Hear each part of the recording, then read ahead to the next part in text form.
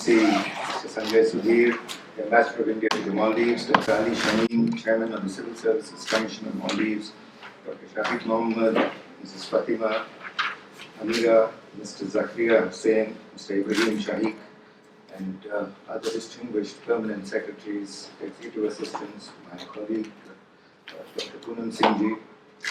It's indeed an immense privilege for me today to speak at the Civil Services Commission of Maldives. The Honourable Prime Minister of India was here on June 8th, and he had reiterated India's neighbourhood first policy and full support for Maldives' building of institutions and also for socio-economic development. The Honourable President of Maldives at that time had identified the India First policy and pledged full support to deepening the multifaceted and mutually beneficial partnership between India and the Maldives. Of these 6 memoranda of understanding that were entered in that period, one was the Memorandum of Understanding between the Civil Services Commission and the National Centre for Good Governance, which is based in Delhi and Mussoorie, for training 1,000 civil servants of the government of Maldives. We have come in pursuance of it, and yesterday we had very cordial and constructive deliberations, which resulted in the operationalization of the MOU, and we finalized the first round of 10 training programs for training 300 civil servants over a period starting September 2019 to December 2020. And the various aspects of the program were also firmed up in consultation with Dr. Ali Shamim, and we are grateful to the Civil Service Commission for ensuring that the MOU is operationalized in such a rapid pace. I'm also grateful for this opportunity to speak today on a subject that is of considerable importance to governance, ethics, accountability, and redressal of public grievances. I'll place it in the Indian perspective. I initially wanted to speak only on ethics and accountability, then the ambassador suggested that we should discuss the redressal of public grievances also in today's discussion, given that citizen satisfaction is such an important part of governance. And yesterday in our discussions with the Honourable Vice President of the Republic of Maldives, we were told that fairness and impartiality should also be taken up as a major issue in today's deliberations. So let me take you through the brief paper that I have circulated to all of you, and we can have a question and answer session hereafter. I've placed my paper largely in the context of the All India services. I joined the service at 22 and now at 53, having put in 31 years of service. Governance is all I have done. In fact, I find myself as an integral part of governance, having lived, breathed, and in heart of every administration for the last 31 years. As an institution, the civil services, particularly the All India services, have commanded considerable respect from the people of India. Such respect emanates from a perception that decision-making would be neutral and unbiased and would enable the nation to achieve the objectives enshrined in the preamble of the Constitution. Now, what are the challenges that the 21st century civil services face? They're no different from the challenges that the 20th century civil servants faced. That is, commitment to larger public good against all odds. You can be posted in places which do not have basic infrastructure and still strive for the well-being of the community.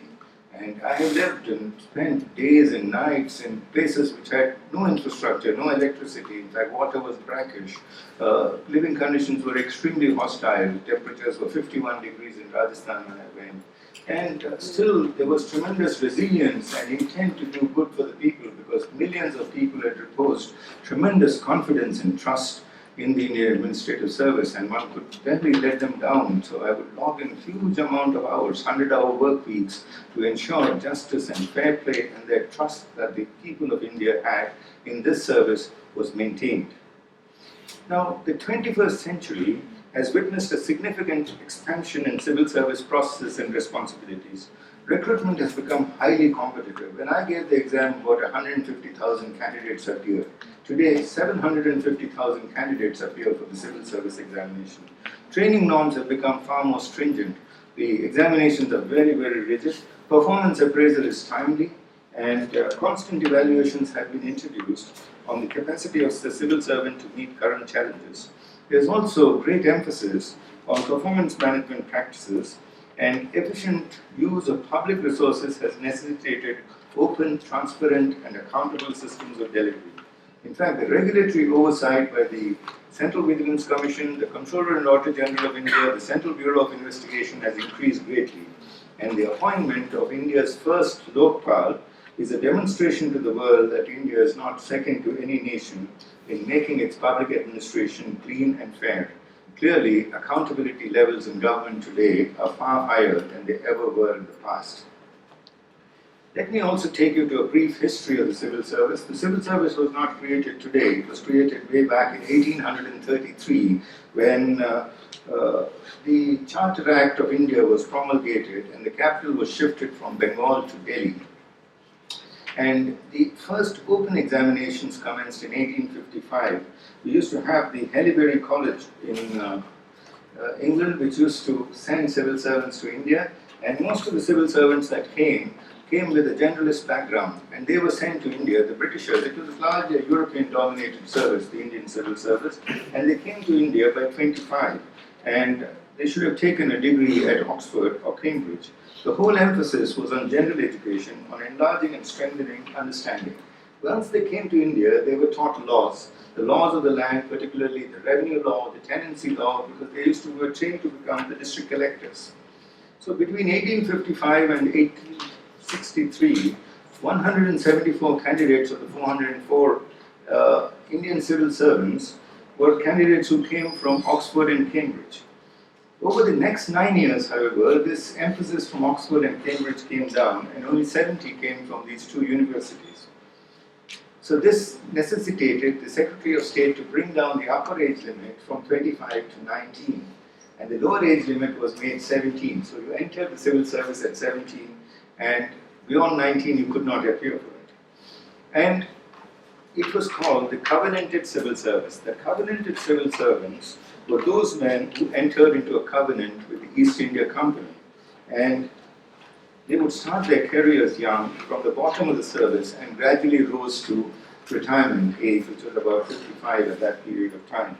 The other category of public servants were called the uncovenanted civil servants, which are largely Indians who were recruited into the civil service.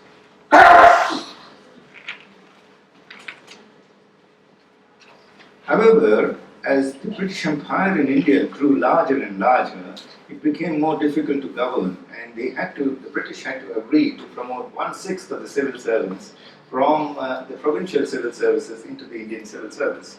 And there was such a scarcity that by 1918, the Governor General of India had to actually recruit 50 Indians into the Indian civil service by an emergency measure, and thus began the Indianization of the civil service. Otherwise, it was a totally British-driven civil service.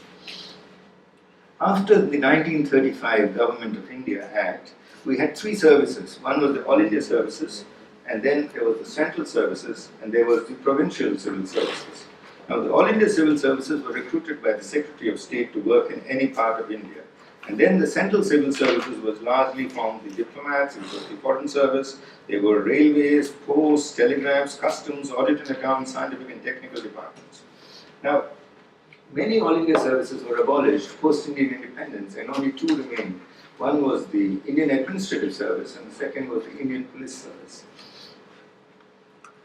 After 1947, there was a massive departure of the British civil servants, as also the Muslim officers from the Indian Administrative Service to Pakistan, as also back to London.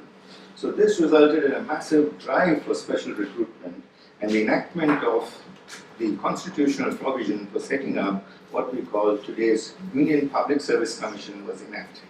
And the Union Public Service Commission became the statutory body for recruiting civil servants into the Government of India. And the UPSC conducts the civil service examination in 3 phases. I was just informing the Honorable Chairman about how the UPSC functions as a constitutional body. There's a preliminary examination, there is a professional examination followed by a personality test. Now, the preliminary examination has only 2 subjects, and it's largely a screening test. From 750,000, it goes down to 10,000 candidates are screened for the main examination. And the main examination is more of a written exam in several papers, including languages, and Thereafter, you go for the personality test, and through the personality test come out 850 officers who are distributed amongst 24 services.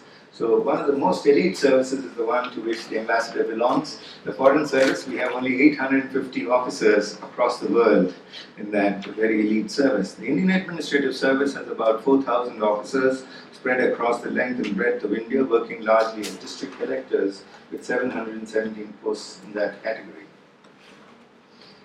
We have a national training policy, and I have enunciated the basic elements of this training policy. And the training policy comprises of a foundation course where all the 850 officers come together to train. And then there is a mid-career training. There is also a professional course, and then there is a district training attachment. After 2 years of training, we are assigned to our first postings. There are also mid-career programs, and then there are professional programs at various stages. In 6 stages, every 5 years we are trained, so that we are more familiar with the rapidly emerging policy environment. The IAS has also been referred to as the steel frame of governance. The service has a neutral and anonymous character. Let me also emphasize to you the high moral tone of Indian governance. The motto is, I'm ethical, I'm accountable, I'm the IAS. This is what is told. In fact, it is enshrined in stone, Yoga Karmastu Kaushalam. That is what is enshrined in stone when you enter the Lal Bahadur Shastri Academy of Administration. That is, achievement is efficiency in action. And if you see the Constitution of India, the men who won freedom for India had deep, high moral overtones with a universal dimension when they designed the Constitution. And they said that, I want this House to remember that what we have enunciated are not merely legal, constitutional and formal principles, but moral principles. And moral principles have got to be lived in life. They have to be lived whether it is in commercial life, public life, or the life of an administrator. They have to be lived throughout. These things we have to remember if our Constitution is to succeed.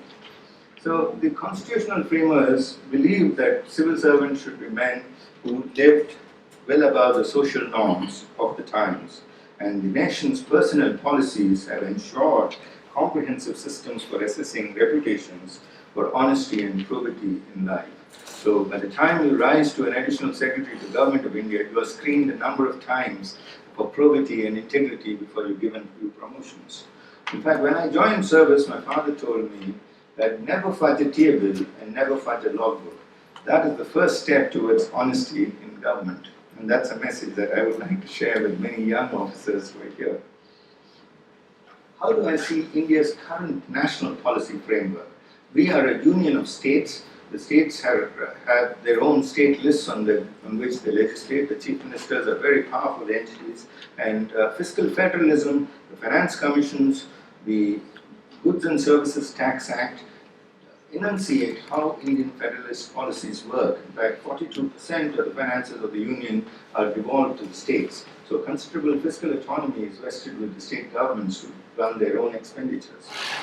And there has also been a transformation of rural India in that there is a Jan Dhan Yojana, there is the Aadhaar Act, and the BHIM application, wherein which you see the rural countryside, you'll find digital merchants, e-mitras, computer service centers.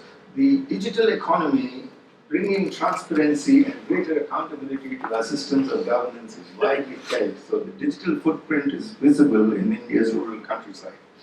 There's also a lot of emphasis on improving the quality of public service delivery.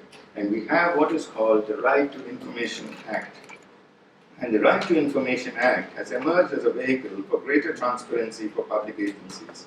And most of our services are seeded in Aadhaar. And governance using Aadhaar, which is a unique identification number given to every Indian citizen, makes it tremendously difficult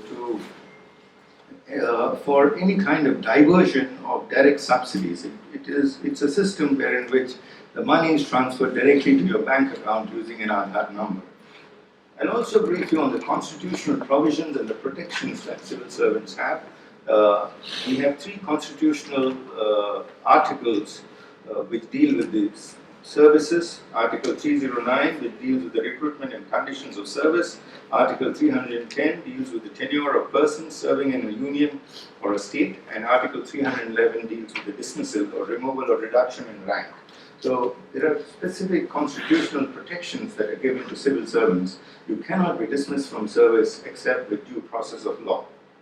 Similarly, there are certain restrictions on the fundamental rights which have been levied, and these are reflected in the All India Services Conduct Rules. And they mandate that we will maintain absolute devotion and duty to the Constitution of India and to the national priorities. Also, the rules prohibit us from joining or taking up any political employment or being associated with any political party. And interactions with media outside governance matters, particularly criticism of government, is prohibited. And there are restrictions on accepting gifts. There is no member of the service shall take or give dowry, and without previous sanction of the government, accepting fellowships, honorary work, except honorary work, the other things are prohibited. And annual property returns have been made mandatory. And the government has enunciated a zero tolerance policy towards corruption, and these are evident in more and more systems being digitalized. And I personally believed always that technology has been a huge force multiplier to bring down corruption. And the legislative and the institutional framework for fighting corruption is quite strong. We have a Central Vigilance Commission, we have a Controller and Auditor General, there's a Lokpal and Lokayukta Act that is there. There's also the Whistleblowers Act, the Prevention of Money Laundering Act, and the Benami Properties Act. And the elected representatives too are subjected to very stringent vigilance practices. There's a focus on preventive vigilance, and every civil servant is expected to take an oath, an online oath on vigilance, and there are vigilance weeks that are celebrated for promoting vigilance awareness.